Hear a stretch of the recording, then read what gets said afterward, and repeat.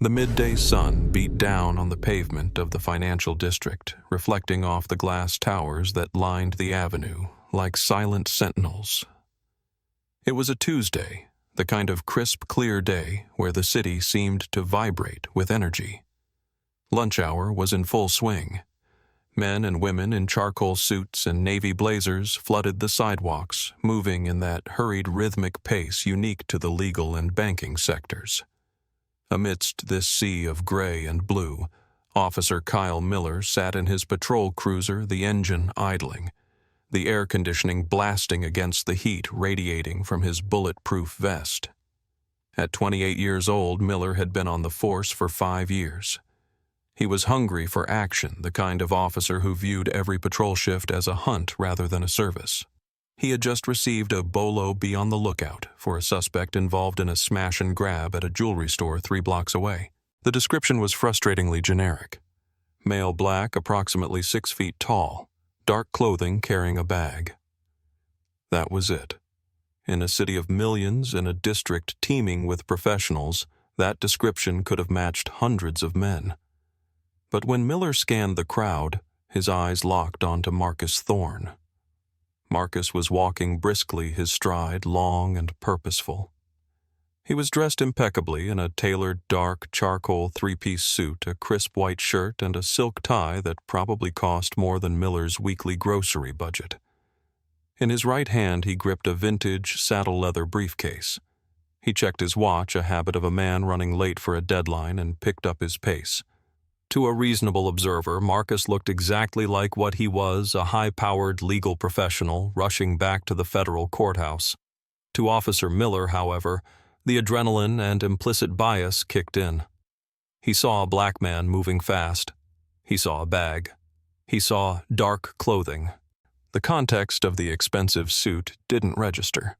The setting of the financial district didn't matter. In Miller's mind, the pieces fit the puzzle he wanted to solve. He threw the cruiser into drive tires, chirping slightly against the asphalt, and pulled up onto the curb, cutting off the pedestrian flow. He didn't turn on his sirens, but he hit the air horn, a sharp, aggressive whoop-whoop that made heads turn for 50 yards. Marcus stopped, startled, looking around to see if a vehicle was out of control. When he saw the police cruiser blocking the sidewalk, he took a half-step back, confused. Miller stepped out of the vehicle. He didn't adjust his belt or tip his cap. He rested his hand on the grip of his service weapon, not drawing it, but signaling dominance. "Hey, you, stop right there." Marcus pointed to himself, his expression one of genuine perplexity. "Me?" he asked. His voice was a deep baritone, educated calm. "Yeah, you," Miller barked, closing the distance between them. "Drop the bag and put your hands where I can see them." Marcus tightened his grip on the briefcase handle. He knew exactly what was inside sensitive judicial documents that by federal law could not leave his possession or be viewed by unauthorized personnel. "Officer," Marcus said, his voice steady despite the sudden rise in his heart rate, "I cannot drop this bag. I am a federal employee, and this case contains sensitive government property. What seems to be the issue?" The sidewalk had turned into a theater. Businessmen stopped checking their phones. Tourists froze mid-step. The tension in the air was palpable, sharp as a knife. Officer Miller didn't like the answer. He wasn't used to suspects, or subjects, as he called them, using words like sensitive government property. He stepped into Marcus's personal space, aggressive and looming. "I didn't ask you for a resume," Miller snapped. "I told you to put the bag down. We have a report of a robbery in the area. You fit the description. Now step away from the bag and give me your ID." Marcus's mind, honed by years of law school and 2 years clerking for one of the strictest appellate judges in the country, instantly began to categorize the interaction. Terry v. Ohio, reasonable articulable suspicion, the Fourth Amendment. He knew the statutes better than he knew the back of his hand. He didn't retreat. He stood his ground posture upright, looking Miller directly in the eye. "Officer," Marcus said, speaking clearly enough for the gathering crowd to hear, Loading a robbery suspect label onto me because I am a black man in a suit walking down the street is not reasonable suspicion. It is a generalized description that lacks particularity. United States vs. Montero Camargo. You need more than just fitting a description to detain me. Am I under arrest or am I free to go? Miller's face flushed a deep angry red. He wasn't debating a legal scholar in his mind. He was handling a non-compliant suspect. You're detained, Miller said, his voice rising. And if you don't drop that bag right now, you're going to be under arrest for obstruction. Marcus shifted his weight. He knew that physically resisting was a death sentence, but legally acquiescing was a violation of his oath to protect the court's confidentiality. I am telling you, Marcus said, slowing his words down. This briefcase contains sealed federal court documents. I am the senior clerk for the United States Court of Appeals. I have my credentials in my pocket. I can show you my ID, but I will not relinquish control of this briefcase. Reaching into your pockets is a good way to get hurt. Miller warned, his hand tightening on his holster. The threat hung heavy in the warm afternoon air. Turn around, hands behind your back. I'm going to secure you, and then I'm going to search that bag to see if you've got the stolen merchandise or a weapon. Marcus shook his head slightly. Officer, you are about to make a catastrophic error. You do not have probable cause to search this vessel. Without a warrant or my consent, opening this briefcase is a violation of the Fourth Amendment. Arizona v. Scant limits your search authority. There is no threat to your safety from a locked briefcase. Miller had had enough. He wasn't going to let a guy in a suit quote case law to him on a public street while people filmed with their iPhones. He grabbed Marcus's left arm, spinning him around with unnecessary force. The briefcase swung, hitting Marcus's leg. Stop resisting, Miller shouted for the benefit of the cameras, though Marcus hadn't resisted at all. He had simply spoken. Miller jammed Marcus against the side of the patrol car, the hot metal pressing against Marcus's expensive suit. You want to play lawyer? You can play lawyer from a holding cell. The sound of the handcuffs ratcheting shut was a mechanical, cold finality that cut through the noise of the city traffic. Click, click, click. Marcus felt the metal bite into his wrists. He winced not from the pain, but from the sheer indignity of it. He was a man who spent his days drafting opinions that judges signed their names to. He was a man who helped decide the fate of corporations and criminals alike. And now he was bent over the hood of a police cruiser like a common thug. You are making a mistake, Marcus said again, his face pressed near the windshield. My identification is in my inner jacket pocket. My federal judiciary badge is with it. Check it before you go any further. Miller ignored him. He was operating on autopilot now, fueled by the need to assert control. He patted Marcus down, roughly pulling the wallet from the jacket. He didn't even open it. He just shoved it into his own pocket. Then he reached for the briefcase. Marcus flinched. Do not open that, Marcus commanded, his voice dropping an octave, carrying the weight of the federal bench. That material is privileged. Miller laughed, a short, nervous sound. We'll see about that. If it's just papers, you got nothing to worry about. If it's jewelry, you're going away for a long time. A woman in the crowd, a middle-aged tourist with a sun hat, stepped forward timidly. Officer, he really does look like a lawyer. He's been very polite. Miller whipped his head around. Back up, step back, or you'll be detained for interfering with a police investigation. The crowd recoiled. Miller grabbed the handle of the briefcase. It was locked. He tugged at the latches. Give me the combination, he demanded. I will not, Marcus said. I am asserting my Fifth Amendment right against self-incrimination, although there is no crime here to incriminate myself in. And I am asserting my Fourth Amendment right against unreasonable search and seizure. You have no warrant. Miller growled in frustration. He grabbed Marcus by the arm and hauled him toward the back door of the cruiser. He shoved Marcus inside the clerk's tall frame, folding awkwardly into the cramped plastic seat. Miller slammed the door hard. The thud echoed like a gavel strike. Miller walked back to the briefcase, picked it up, and threw it onto the front passenger seat of his cruiser. He got in behind the wheel, his breathing heavy. He looked in the rearview mirror. Marcus was sitting perfectly still, staring right at him through the partition. There was no fear in Marcus's eyes. There was only calculation. He was memorizing the officer's name tag.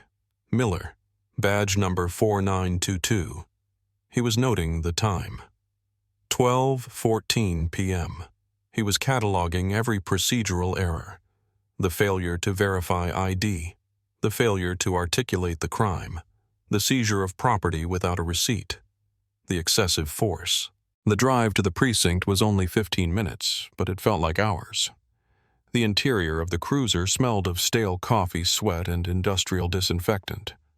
Marcus sat upright, leaning away from the hard plastic backrest to keep his suit jacket from wrinkling, though he knew that was a losing battle. He closed his eyes for a moment, centering himself. He needed to be sharp. He couldn't afford to be angry. Anger was an emotion that clouded judgment, and right now he needed to be colder than ice. He needed to be a lawyer. In the front seat, the silence was starting to get to Officer Miller. Usually, by this point, the suspect was begging. "I didn't do it, man," or "Can't you give me a break," or shouting obscenities. But the man in the back, this Marcus Thorne, said absolutely nothing. The silence was heavy. It felt judgmental. Miller glanced in the mirror again. "You know," Miller said, trying to fill the void, trying to justify his actions to himself, "if you had just shown me your ID when I asked, we wouldn't be here. You escalated this. You brought this on yourself." Marcus didn't blink. He didn't respond. He knew that anything he said would be twisted. He maintained his right to silence with a discipline that unnerved the officer. Miller turned on the radio, turning up the volume on the dispatcher to drown out the quiet. He called in his status. "Unit 4 Adam. En route to Central with one male subject in custody, resisting obstruction. Suspect also in possession of potential stolen property." "Copy 4 Adam," the dispatcher crackled back. "Did you recover the jewelry?" Miller hesitated. He looked at the leather briefcase on the seat next to him. It looked expensive. It didn't look like a gym bag used to stuff smashed watches into. It looked like something a CEO would carry. A seed of doubt, small and cold, planted itself in Miller's stomach. Property is secured in a locked vessel. Suspect uncooperative with access. Proceeding to station for booking." They arrived at the precinct. Miller pulled into the sally port, the heavy garage door rumbling shut behind them, blocking out the daylight. This was Miller's domain. The concrete walls, the fluorescent lights, the smell of institutional despair. He felt his confidence return. He was the cop. The guy in the back was the criminal. That was the order of things. He pulled Marcus out of the car. "Let's go. Watch your head." He didn't loosen the cuffs, which were digging into Marcus's wrists, cutting off circulation to his thumbs. Marcus walked with his head high, entering the processing area, not like a prisoner, but like a man entering a courtroom he intended to dominate. The booking area of the central precinct was a chaotic hive of activity. Phones were ringing, radios were squawking, and a drunk man was singing off-key in one of the holding cells. Behind the high desk sat Sergeant Thomas O'Malley, the watch commander. O'Malley was 58 years old, with 30 years on the job. He had white hair, a thick mustache, and eyes that had seen every lie a human being could tell. He was tired, he was close to retirement, and he had zero patience for incompetence. Miller marched Marcus up to the desk. "Booking one male, obstruction, resisting, and suspicion of robbery," Miller announced, placing the leather briefcase on the counter with a heavy thud. O'Malley looked up over his reading glasses. He looked at Marcus. He saw the three-piece Italian wool suit. He saw the silk tie. He saw the calm, intelligent rage burning in the man's eyes. Then he looked at Miller. "Robbery?" O'Malley asked, his voice skeptical. "He rob a bank or a boardroom?" "He matched the description for the jewelry store smash and grab," Miller said defensively. "And he refused to ID, resisted my investigation."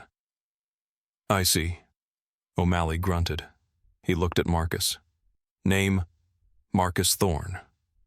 Marcus said clearly, I am requesting that you retrieve my identification from Officer Miller's pocket, specifically my federal credentials, and I am demanding that no one touch that briefcase.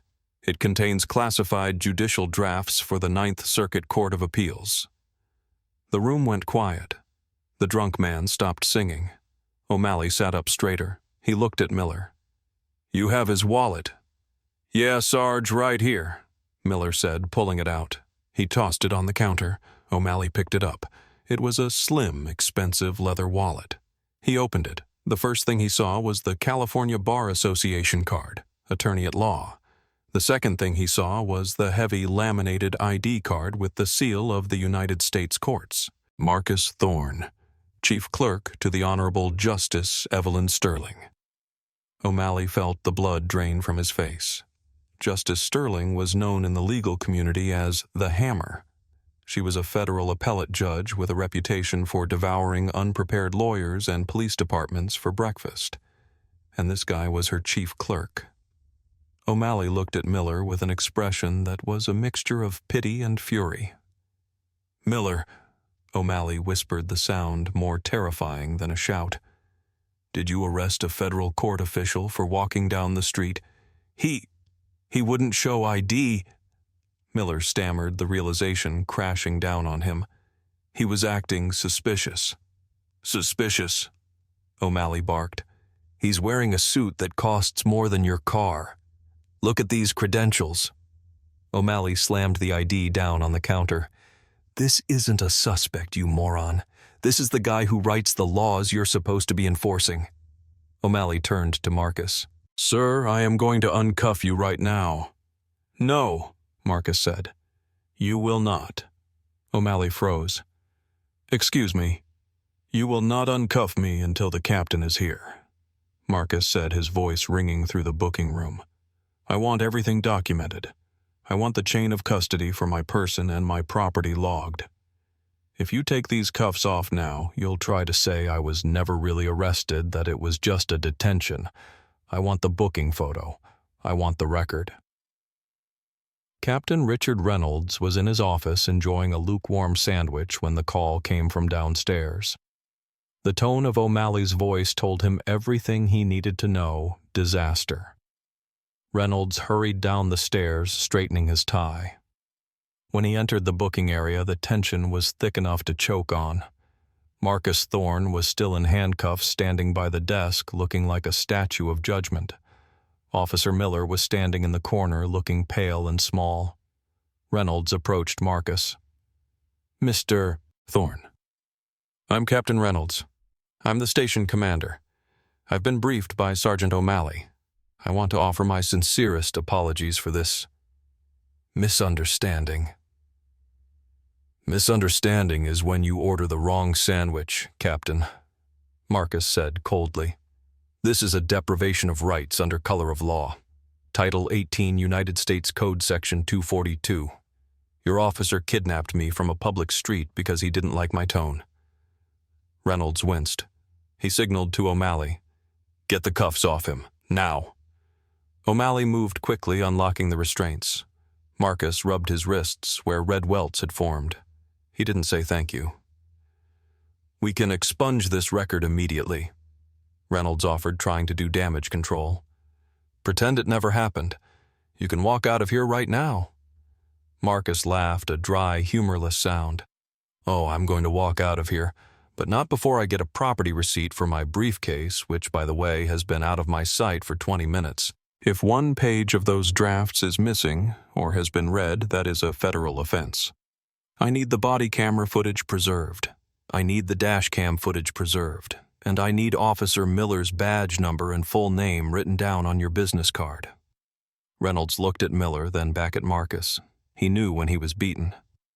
Give him whatever he wants, Reynolds snapped at O'Malley. Then he turned to Miller. My office. Now, don't speak to anyone. Don't stop for water. Just go. Miller walked past Marcus, his head down.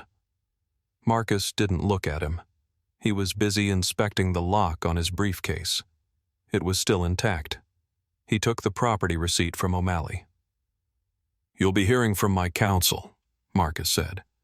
He turned and walked out of the police station, stepping back into the sunlight that had been stolen from him an hour ago.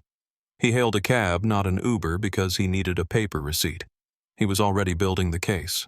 The lawsuit hit the desk of the city attorney 3 days later. It wasn't just a complaint. It was a masterpiece of legal scholarship. Thorne v. City of San Diego et al. It didn't just allege misconduct. It dissected the police department's training manuals, citing specific failures in Fourth Amendment application. It referenced the Terry Standard, the Gantt decision, and half a dozen other precedents that Miller had trampled on. But the legal filing was just the first wave. The video from the woman in the sun hat surfaced online. The caption read, "PD arrests black lawyer for walking while black." The footage was damning. It showed a calm, articulate professional being manhandled by an aggressive younger officer who couldn't explain why he was making the stop. The video went viral overnight. 2 million views, 5 million, 10 million. The headlines were merciless. Federal clerk arrested for carrying briefcase. The badge versus the bench. The irony was too rich for the media to ignore. A man who dedicated his life to the law was victimized by those sworn to enforce it. The internal affairs investigation into Officer Kyle Miller was brutal. With the spotlight on the department, they couldn't sweep anything under the rug. They pulled his stats. In his 5 years, Miller had a stop and frisk rate for black men that was 4 times the department average.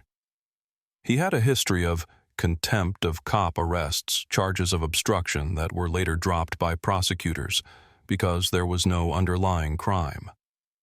He was a liability that had been ticking for years, and he had finally exploded. The Department of Justice didn't just send a letter. They sent a team. The Civil Rights Division opened a pattern or practice investigation. They weren't just looking at Miller anymore.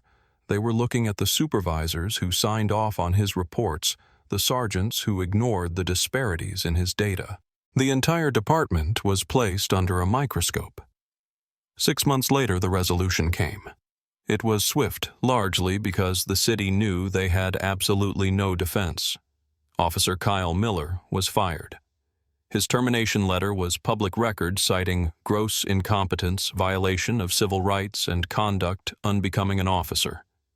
He tried to appeal through the union, but even the union reps looked at the video and the federal lawsuit and told him to cut his losses.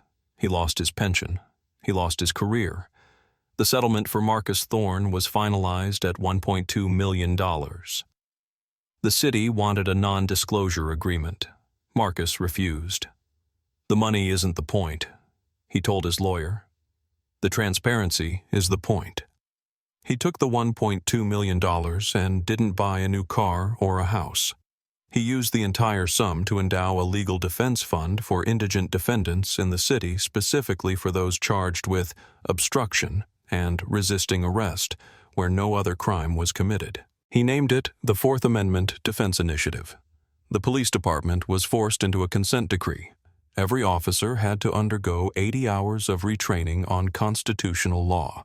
The reasonable suspicion standard was tightened. Body camera policies were rewritten to ensure officers stated the crime before making physical contact. On a rainy Tuesday, 1 year later, Marcus Thorne walked into the federal courthouse. He passed the security guards, who nodded to him with newfound respect. He took the elevator to the top floor to the judge's chambers. He sat down at his desk, the same leather briefcase by his side. He opened it, pulling out a fresh stack of case files. He had won. Justice had been served.